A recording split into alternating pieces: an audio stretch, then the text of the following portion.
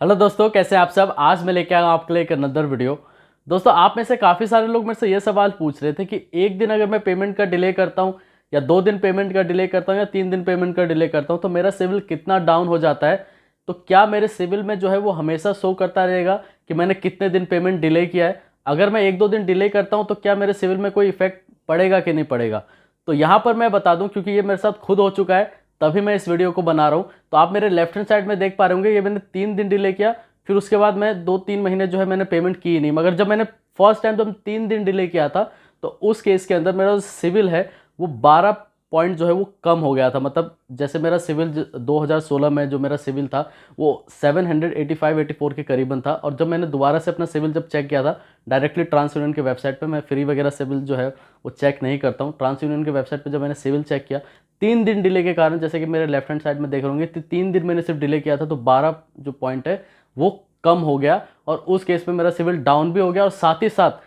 ये जो 3 दिन है वो आज तक 2020 हो चुका है, इस बात को 3-4 साल हो चुके हैं, फिर भी जो है ये आज तक शो कर रहा है कि मैंने जो है 3 दिन पेमेंट का डिले किया है। और उसके ऊपर जितना भी डिले किया है वो तो दिखाते ही दिखाता है। लेकिन अगर मान के चलिए कि आपने एक दिन पेमेंट नहीं किया, या दिमाग में याद नहीं रहा कि मैंने को पेमेंट करना था, या मान के चलिए कि आपका ईसीएस नहीं है, आपको खुद से पेमेंट करना होता है। कभी कभी ऐसा होता है कि आप कोई चीज़ फाइनेंस करवा लेते हैं तो आपका ईसीएस मैंडेट नहीं हुआ होता है, और आपको बोला जाता है कि सर आप 3 तारीख को पेटीएम के थ्रू या हमारे वेबसाइट पर जाके पेमेंट कर दिया करें। लेकिन बाई चांस आपके दिमाग से उतर जाता है और 1 या 2 दिन डिले हो जाता है, उस केस में देखिए आपको तो पेनल्टी चार्ज जो है वो तो देनी ही पड़ती है। साथ ही साथ बैंक जो है या कोई भी जो फाइनेंसर है वो आगे सिविल को ये रिपोर्ट दे देता है कि इस कस्टमर का 2-3 दिन या 4 दिन डिले हुआ है। और बाद में जब आप कभी लोन लेने जाते हैं तो उस केस में जो बैंक वाले होते हैं, जिस भी से आप लोन ले रहे हैं, मतलब जिस भी बैंक से आप लोन ले रहे हैं, तो वो आपसे ज़रूर एक बार पूछेंगे कि सर आपके सिविल में 3 दिन ओवर ड्यू दिखा रहा है या 2-4 दिन जो है वो लेट पेमेंट दिखा रहा है। तो अगर आप बोल देते कि हाँ सर ऐसा हुआ था कि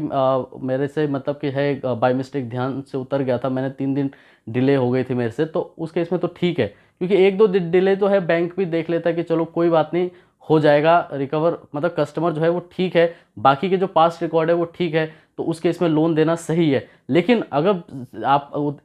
3 दिन डिले कर देते, 10 दिन, या मतलब 2-3 महीने पेमेंट ही नहीं करते, एनपीए कर देते हैं अकाउंट को, तो उस केस में तो जाहिर सी बात है कि बैंक आपका जब सिविल देखेगा तो उस केस में वहाँ पर दिखाता रहेगा कि आपने जो है इस क्रेडिट कार्ड का सेटलमेंट कराया या डिफ़ॉल्ट किया है, या पेमेंट आपने की ही नहीं है, मतलब समय से कोई भी पेमेंट आप नहीं कर रहे हैं। कहीं पर 10 दिन का डिले है, कहीं पर 14 दिन का डिले है। जो पेमेंट 3 तारीख को चली जानी चाहिए थी वो 10 तारीख को पे कर रहे हैं, फिर अगले महीने की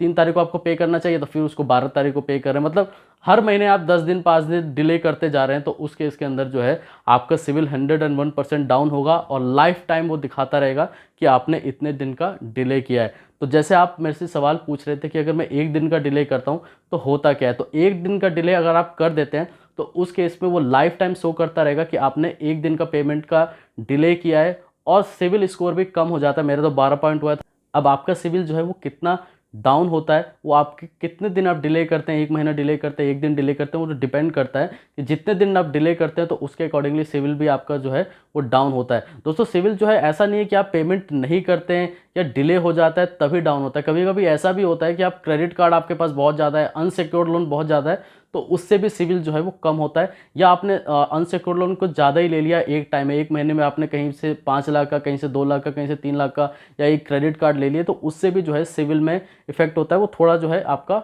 कम होता है। लेकिन अगर आप उसका समय से आपका बर्डन कम होता रहता है तो धीरे धीरे करके सिविल भी जो है इंप्रूव होने लगता है। तो आप 1 या 2 दिन डिले हो जाती है आपसे, तो उस केस में पेनल्टी चार्ज तो है, जो अभी आपने जिससे भी फाइनेंस कराया होगा वो आपसे चार्ज तो लेगा ही। साथ ही साथ जो सिविल में है आपको वो लाइफ टाइम शो करता रहेगा कि आपने 1 दिन डिले किया या 2 दिन डिले किया है, तो वो कभी भी फ्यूचर में जब आप लोन लेंगे तो वो दिखाता रहेगा कि आपने इस बैंक से लोन लिया था और इसमें आपने 1 या 2 दिन डिले किया है। लेकिन अगर आपने 1-2 दिन डिले हो भी जाता है, बाकी के पेमेंट आप जो है वो समय से करते हैं, तो सिविल जो है वो धीरे धीरे करके इंप्रूव हो जाएगा, लेकिन इतना डाउन नहीं होगा कि आप उसको रिकवर ना कर पाए। तो आप में से यही सारे लोग जो पूछ रहे थे कि सिविल में क्या इफेक्ट हो जाएगा, क्या मेरे को लोन नहीं मिलेगा, तो ऐसा नहीं है। बैंक को भी पता रहता है कि यार 1 दिन डिले हो गया, कोई बात नहीं, लेकिन अगर वो देखता है कि बाकी के जो लोन्स है आपके पास उसका समय से पेमेंट किया है, तो धीरे धीरे करके जो है आपका सिविल इंप्रूव होगा और लोन जो आप जब भी अप्लाई करेंगे तो वो लोन आपको मिल जाएगा। क्योंकि बैंक को भी ये लगता है कि हो सकता है कि एक दिन डिले किया हो, कस्टमर ने बाय मिस्टेक ध्यान से उतर गया हो, लेकिन बाकी के जो रिकॉर्ड है वो क्लियर है, तो लोन आपको ईजिली मिल जाएगा। अगर आप उसको ज़्यादा डिले करते हैं, मतलब हर महीने यही चलता रहता है, तो उस केस में लोन जो है वो काफ़ी रेयर केस में मिलेगा और जो आपका सिविल है वो काफ़ी ज़्यादा डाउन हो जाएगा। ठीक है दोस्तों, धन्यवाद।